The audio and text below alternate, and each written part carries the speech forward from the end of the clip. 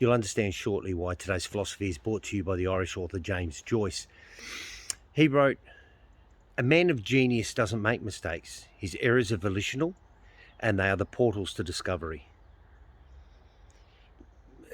Don't dismiss that as gibberish. If you break it down, it's actually quite deep. G'day viewers, just a quick update. Obviously it's been a couple of months since we were in Dublin, my mother and I, and unfortunately I lost most of the footage of our adventures in Dublin, which is a shame because it was a particular adventure where we travelled around Dublin in order to give ourselves an agenda. We followed the path of the book Ulysses, written by James Joyce, well, first published in 1920, and ultimately it was banned by the United States Supreme Court in 1921. The ban was ultimately lifted, which was a huge win for free speech.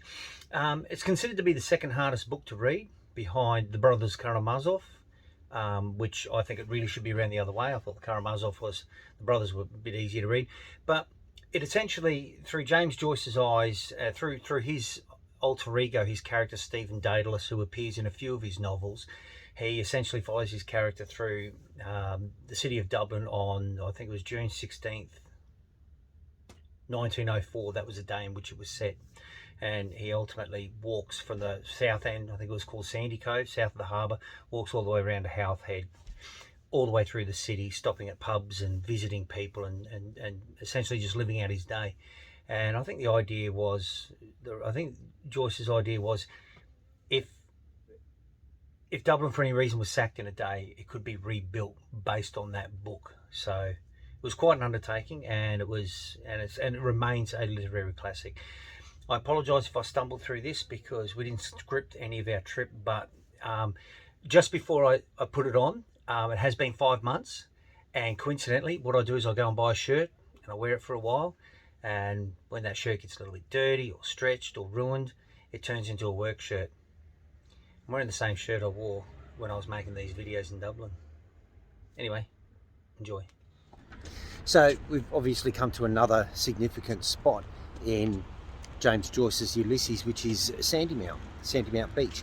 And the Montellos that we've been looking at this morning, we've seen a few of them, and where the story started, they were fortifications, garrisons built in about 1804 because they feared the Napoleon invasion. They feared a Napoleon invasion because you may remember that the Napoleonic Wars ran from about 1800 to 1815, almost corresponding with the Barbary Wars, and the Battle of Trafalgar took place in 1805. So the height of the Napoleonic Wars was in the early 1800s, but by 1815, the Battle of Waterloo, his final battle, his campaigns had somewhat waned by that stage, but that's why those Montellos are there. But this is Sandymount Beach, and I tell you what, tide's out.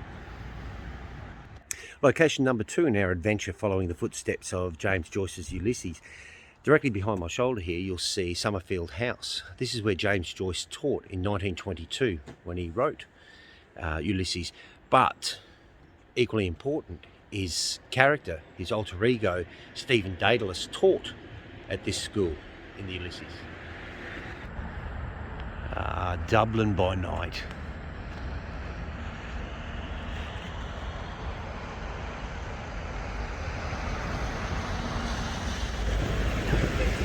We're at the front of Irish Parliament, and there is Edmund Burke. Keep an eye out for him because we've got some really interesting stories about him when we get to London and we visit St Pancras old church. He'll pop up in our stories. We finished our little tour of Ulysses, and we decided to move on to another tour which is important to the Irish people, something that you know, many ethnic groups and different nationalities beat their chest all over the world throughout history, talking about their pride, and the Irish pride was pretty strong. The 1916 Easter Uprising that brought about the Republic of Ireland was a monumental thing for the Irish people, obviously, and it all started on the other side of the road from where I am at the post office. That's where they declared independence. Now, the Irish had pretty reasonable grievance with Great Britain when they were starving because of the potato famine in the 1840s. I think 1846 was the worst. They reached out to Great Britain for support. and they were more or less ignored. There's a political protest going on out the front of the post office in Dublin here today on Saturday afternoon, and it's calling for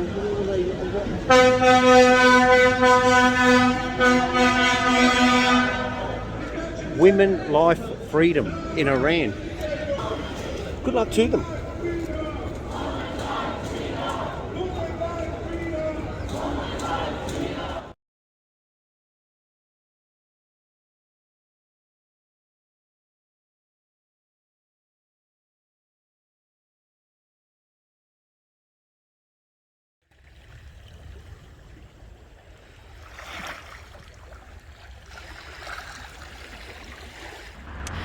This is the ruins of Monkstown Castle.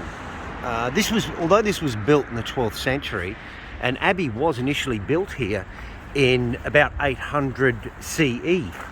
And up until about 1800, a lot of the land around here was still vineyards and rural. King Henry VIII actually gifted this to Sir Travers, who was the master of the ordnance for the local area, and he resided in it. Sir Travers, he resided in it for several years before he passed away. This is the Church of Ireland in Monkstown. It's obviously Gothic style, but it's like neo-Gothic. It's the Gothic revival is the technical term for it, because it's in the style of Gothic, but it's not from that period. If you want to find an example of Gothic cathedrals, you can look at the Basilica of Saint Denis, or Saint Denis as it should be pronounced, in the north of France. I went there a couple of years ago, and that one was absolutely amazing because all the French royals are buried there. A fine example of a Gothic cathedral is Wells Cathedral in southern England. I'm going to go there in a week or two. But this one's fantastic. It's not as old. It was built in 1830.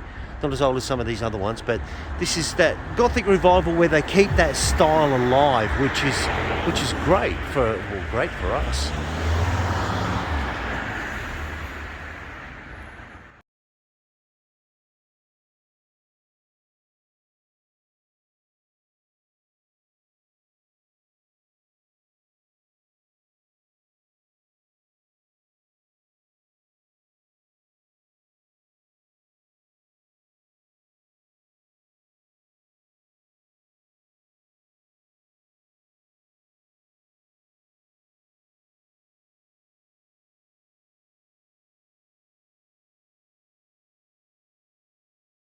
"17th of December on this day in history, 1770, Beethoven was born.